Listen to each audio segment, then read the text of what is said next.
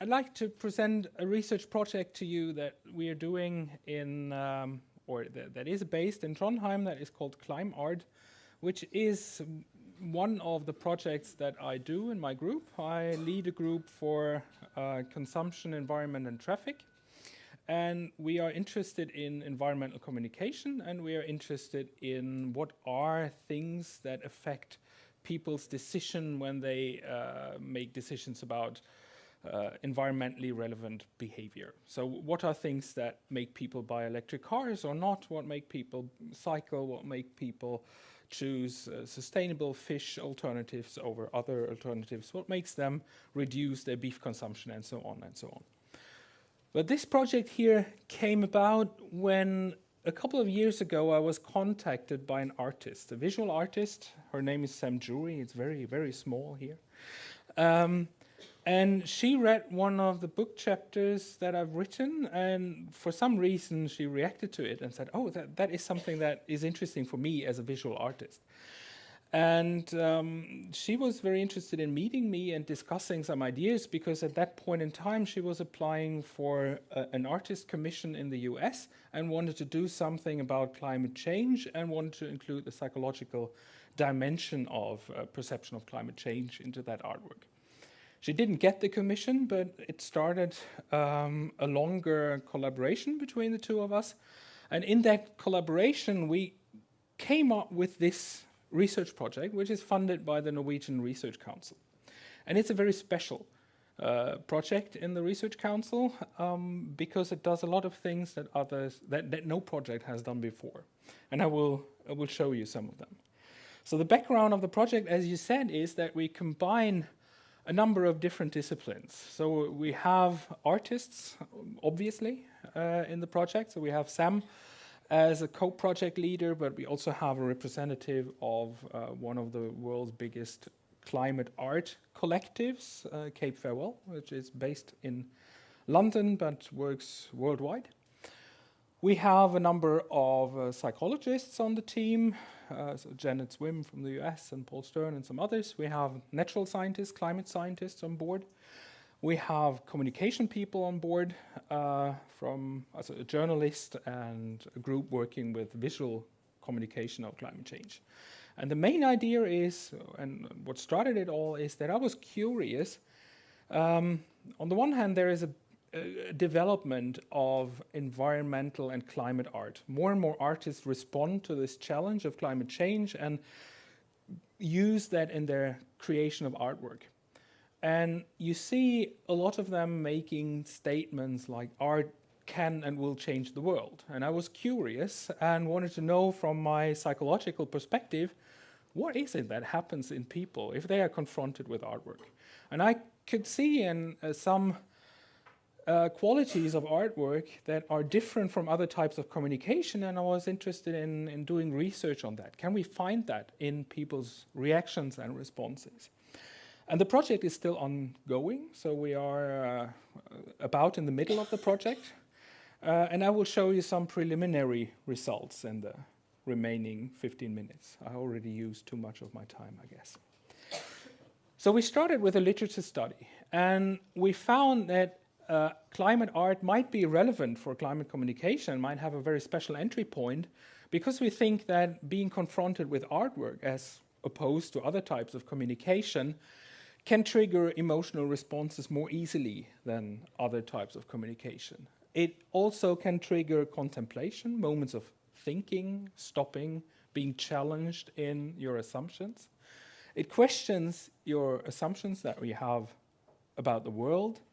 It provides personal experiences, something where you respond to the artwork. It's not somebody telling you something about the polar bear up there that you have no relation to. It defines a common goal, so it can help you defining the goals that you have. It can set attitudinal standards. It might make the problem visible. A big problem of climate change from a psychological perspective is that it's a very abstract and big thing. The causes and the effects are separate in time, and they are separate in geography also. And art can help bridging that time gap and that geography gap.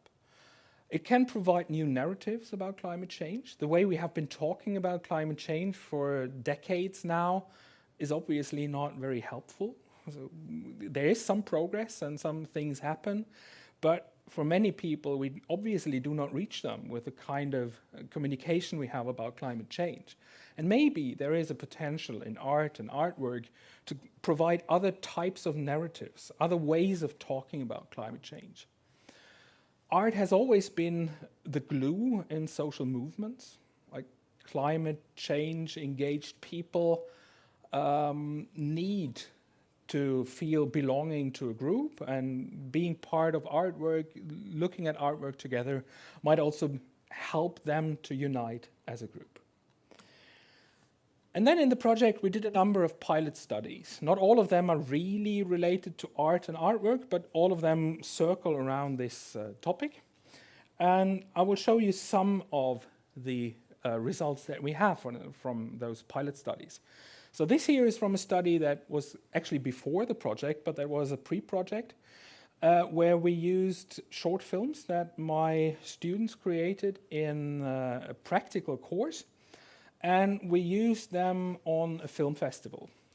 Actually, were not only films, there was also an installation, this one here, which was built out of cinema waste, and if you had a light pointing at it, you got the shadow of Trondheim. So for those of you who have been to Trondheim, this is Trondheim. So the people, local people there could easily recognize that this is our town. And we had the spotlight there installed in a way that there was a motion sensor, so whenever people approached this big pile of trash, wondering what it is, then the spotlight went on and they saw the shadow on the wall. And people thought that was quite impressive. So we surveyed people in the cinema at this film festival about the artwork, and we also did some interviews afterwards. And what we found in the questionnaire results was, even if the things were quite visible, some of them were in the center of the lobby, the majority of people said they didn't see them.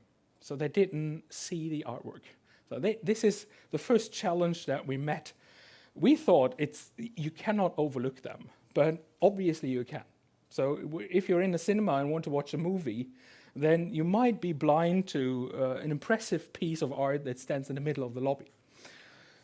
But the second thing, and the more the positive thing, was that we found that especially people that had less pro-environmental value orientations responded positively to them. The more pro-environmental people actually did not respond that well. But the people that we usually have problems reaching responded quite well to this approach. And in the interviews, we asked people what kind of artwork would be affecting you. And here are some recommendations we condensed out of that. So this is something that artists usually react to. We don't want to be prescribed what we should do, and this is not what we plan to do in the project, but some of the things might be relevant to know if you want to create artwork that people react to, that people are affected by. So probably don't have time to go through the whole list, but some things that are important are here, that creating surprise and the opportunity to stop and reflect, something that makes people stop, that challenges their normal habits of viewing is certainly a good idea. You should place the artwork outside of a gallery context, outside of a museum context. Sorry to say that here, but it's also something like this event here. People that come to an event like this, they already have the pro-climate mindset. They need reassurance, but you will not reach people. You will not reach climate skeptics by arranging something in a gallery or an event like this here. You need to be where people are, and you need to get them and surprise them in their daily living. Create work that works on an emotional level, but you also need to think from a psychological perspective that people need to have an outlet for that emotional energy. Just creating fear about climate change will not make people change. They need also a way to deal with that fear, to transform it into something that helps in the end. Because otherwise you get this denial of responsibility. If you create strong negative emotions in people and you don't give them any chance to do something with it, what they will do is saying that, okay, it's a big problem, but it's not mine. I'm not the one having to deal with that problem. So another pilot we did on kind of the sister festival to the Climart festival here in Malmö, which is the climate festival in Oslo, and an exhibition that we also had that also was done in Oslo, not at the climate festival, but at around the topic of climate change. And there we found exactly what I just said, that people that go to such events are already the converted. Not that they don't need the push, not that they don't need the reassurance that there are others that also care. But you will not reach people that are not already on the side, on the right side, so to say. So there is a high self-selection of the audience going to such events. But we also found signs for that we actually can create this emotional response. So people that went to the two events there were afterwards more agitated, were feeling less well, so they were more upset, and they were perceiving a higher climate change risk than before the event. And then we went to our first big data collection. There was this climate change summit that we all know in Paris last November. Probably not everybody knows that there was also a big art event around this climate summit, the Art COP21, which was a worldwide event, but many of the things happened in Paris. So we went to many of those events in Paris, and we were able to survey the audience of 37 of those events during the week that the two PhD students were in Paris, and we collected almost 900 questionnaires from people there. And we are at the moment in the middle of the analysis, so I can only show you some very, very preliminary results. And what I did here was that I used the 37 different artworks that we looked at and tried to find their emotional reaction profile. So we measured different kinds of emotional reactions, and here are 5 distinct groups of emotional reactions. There were some, actually only 3 artworks, that people thought were basically awesome. And this year, they were awesome. They were making a real impression on people. And that was, one of them was a big whale placed in the middle of Paris. There was another one with bees, showing or telling stories around bees by photographs. So that was a group that we now decided to call the awesome artworks. Then we had some artworks that people considered to be surprising. For example, when you walked through Paris into a museum area, and somewhere in the outside there were a lot of big black stoves.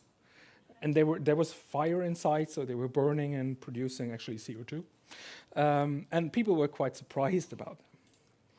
And then there were some artworks that people considered positive. There's a lot of positive emotions connected to them. They were happy, they were feeling hope, they were a little bit awesome, but not as awesome as the big things. They were inspiring and so on. And then we had the opposite of that. We have the negative artworks. For example, here, a picture of a bee created out of dead bees.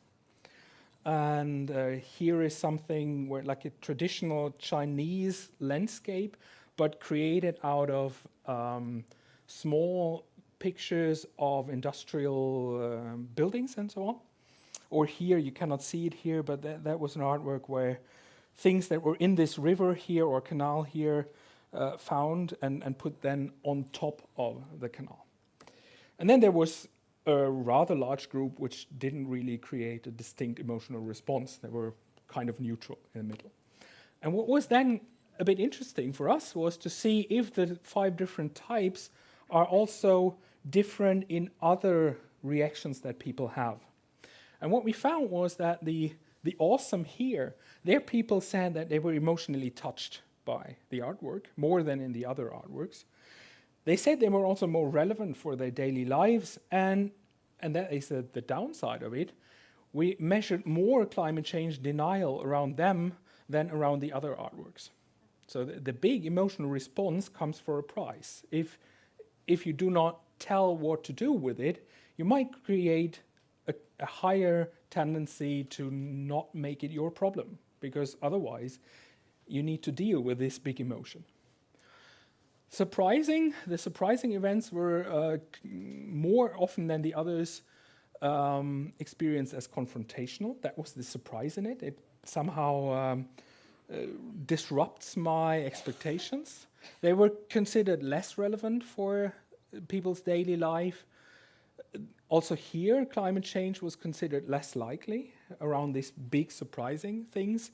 And for some reason, we found also that more metal was used in creating them. So we had also, I don't know if that's meaningful or if it's just a coincidence, but in those, there were more metal things included, and also in the negative here. Also, the negative were more confrontational and were experienced as challenging social norms. In the neutral, obviously, they were less polarizing than the two here, and for some reason, more sculptures were in that. Maybe it points to that people had more problems in getting into understanding a sculpture than a photograph, for example. And the positive, we found that very many of them had a participatory element. They included the audience in creating the artwork. And that made them quite hopeful and positive for people. They usually had a social component, and they created much less climate change denial as, for example, the awesome here, because people were doing something when they were watching it. Climate change was perceived as more likely for them here, and they were not experienced as polarizing. So the positive here are, in a way, a very special group, because they have this participatory element. And then we looked at other relations that we found in our data, and we found that we have a concept of stages of change, meaning that you do not change your life within a second. You go through a different number of stages, and the closer you get to the last stage, the more likely you are to really change your behavior. And what we found was that it is more likely that you proceed on that process if you consider an artwork relevant for your personal life. Interestingly, also, it was more likely that you proceed when negative emotions were created, and when people generally think that the environment is important for them. We also asked people how important is climate change on the political agenda in a large array of other topics, so for example, refugees and economy and all the other things. And people found it more important to have climate change high on the agenda if they had an identity of being a global citizen as opposed to a national or local citizen, if they thought that the artist was like them, so artworks where people felt a connection in values to the artist, made it that they afterwards thought that climate change was more important, and again, if they considered the artwork relevant for their life. How am I with time? I guess I'm good. Oh, then I can just keep on talking. Because the last thing that we did so far is that we went to a little gallery in Brighton in England called Onca, where they have different exhibitions, and all of the exhibitions are related to the environment, many of them to climate change. And the person that runs the gallery there is now connected to the project as an additional PhD from the art discipline, so that adds more to that side of the project. And we went there for another data collection this spring, where we were looking at one particular exhibition and used more methods than we did in Paris. In Paris, we only had quantitative questionnaires, but in Brighton, we had the questionnaires, but we also had interviews with people, focus group interviews, and we were using a technique called eye tracking, where people were wearing glasses that tracked what they were looking at while they were walking through the exhibition, and they were also recording audio, so we asked people to verbalize what they think and feel and what goes through their mind while they walk through the exhibition. And now we are analyzing that data also. And we combined there the art exhibition with an information movie, short film on the same topic. And the topic was soil erosion and how that relates to climate change. And half of the group of participants watched the movie before going into the art exhibition, and the other half watched it afterwards. And we were interested in how either knowing the more scientific background or having the entry through the art exhibition affects how people see that topic. And so far we only have looked at the focus group discussions, and the interesting thing was we did 2 focus groups, and the 2 were very, very different. One of them was focusing a lot on the positive aspects of the artwork and what makes the art powerful, whereas the other one was discussing exactly the opposite. So they were discussing what was missing in the artwork to motivate them. And on the positive side, we could see that people liked how the artwork told a story, and that it gave them room and space to associate and make up their own story and their own explanation of it. They were looking for patterns in the artwork, so that the work of understanding the artwork they experienced as something pleasurable, and if they thought they found the explanation, then it was something that they thought was rewarding. If they were missing the story, some of them said it would have helped to have more information at the site, which was also something that we found in the earlier focus group discussions, that some people like it to get some help in understanding the artwork, get some information about the background of in which the artwork was created. On the negative side, the group started with saying that, okay, it was art, but it wasn't really impressive. So they were missing the awe factor that we also found in the Paris data. They felt it was kind of artificial and sterile and lacking the emotional side that they were looking for, and they would like it to be less clean and giving more opportunities for participation, which again underlines the role of this participatory aspect of art and being part of that and how that contributes to people getting a positive response out of that. So they were missing the elements of playing and having fun with the artwork. So the last thing that I want to tell you about the Climart before we get into the discussion, and there we'll most likely say more, is the future of the project, because here's where it really gets exciting. Because the Research Council agreed that we are not only employing scientists in the Climart project, but now we have quite a substantial grant to give an artist commission within the project. So we are now in the very last stage of selecting the artists. We had an open call, an international call, and we got 138 applicants that wanted to be part of the project, and some that missed the deadline and wanted to be afterwards. And out of those 138, we shortlisted 5, and the 5 people all visited Trondheim, and we took them on a city tour, and we gave them more information about the project and got a little bit acquainted with them. And then they did a more substantial proposal. So they were asked to send like a 10-pager or a 15-pager proposal. And now we are sitting with those proposals, and we are picking the artist that is going to work with us for about a year. And we are very happy with the 5 that we shortlisted. Now we sit with the problem to have to select one of them. And all of them are very different. So some are very strong on that participatory aspect. Others are very strong in that creating something that I easily can imagine will look awesome and will have an impact based on that. And we are very excited to see where that goes. And in that process, well, at least some of them envision that creation of artwork and the psychological, scientific part of it merge. So some of them are dreaming of that the data collection that we plan to do with this artwork becomes part of the artwork. And we will see how that evolves and where that goes. And I'm very, very excited about this process further on.